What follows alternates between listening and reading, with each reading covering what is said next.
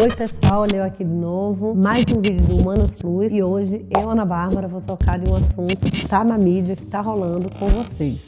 Vem com a gente. O Instituto Nacional de Pesquisas Espaciais revela que mais de 70% das queimadas aqui na América do Sul se concentraram no Brasil. O problema é que as queimadas em áreas do Pantanal e da Amazônia estão muito intensas e essa fumaça agora tem se espalhado para outras regiões. E essa chuva preta que eu falei na nossa previsão já caiu em algumas cidades do sul. Moradores foram surpreendidos pelo fenômeno, resultado da fuligem no ar provocada pelas queimadas. Pessoal, hoje nós vamos falar sobre o processo de queimadas, sobre o processo ambiental de sofrimento do bioma do Cerrado que nós estamos vivenciando pela televisão, pela internet, estamos vivenciando pelos jornais, nós estamos vivenciando nos nossos grupos de família, nós estamos vivenciando nos nossos empregos, nas escolas, no trânsito, na fila da padaria. Quem de nós não está preocupado com o que está acontecendo? Então, na semana passada, uma das fotos que foi veiculada nos meios de comunicação de massa foi uma foto do céu de Brasília. Várias pessoas comentaram como parecia uma zona de guerra.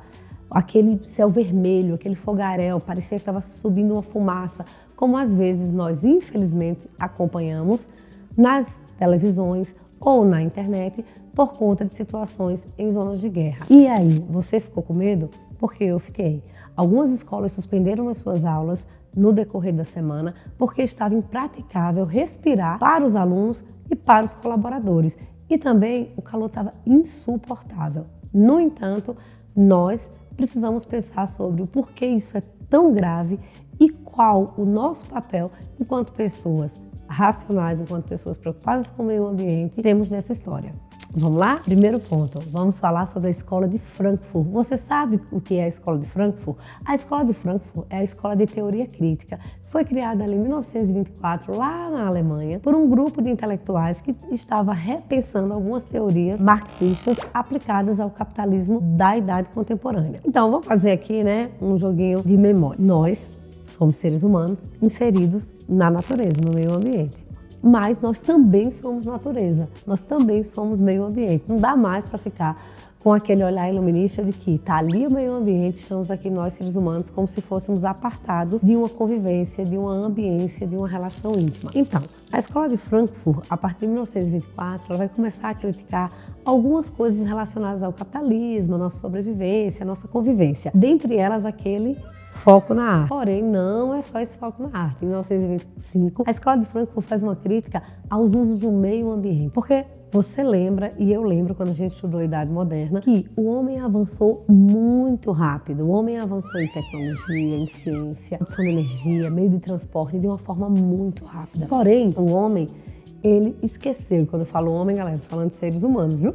O homem esqueceu os cuidados que eram necessários para com a natureza. Em 1925, a Escola de Frankfurt vai fazer uma crítica a isso, aos nossos usos da natureza.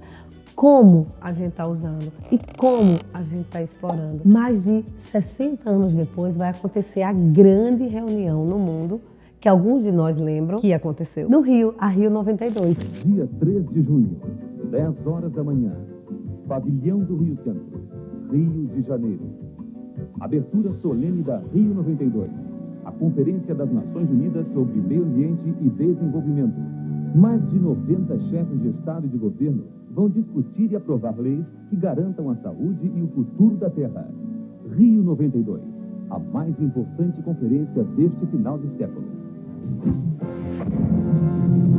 E a Rio 92 foi justamente essa reunião tão necessária que talvez tenha sido pensada de forma embrionária pelos nossos pensadores da Escola de Frankfurt lá atrás.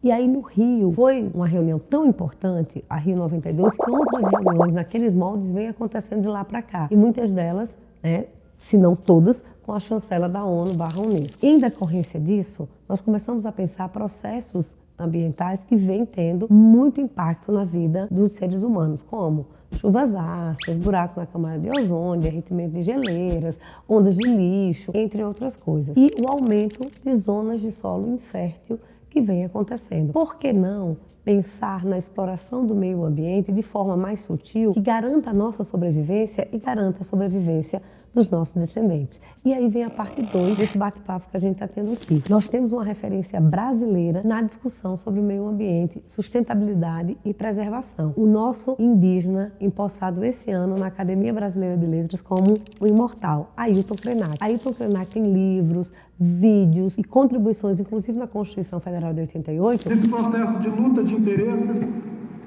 que tem se manifestado extremamente aéticos. E eu espero não agredir com a minha manifestação o protocolo dessa casa,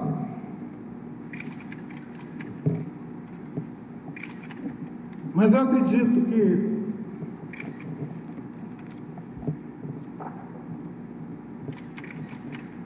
os senhores não poderão ficar omissos, os senhores não terão como ficar alheios a mais essa agressão movida pelo poder econômico, pela ganância,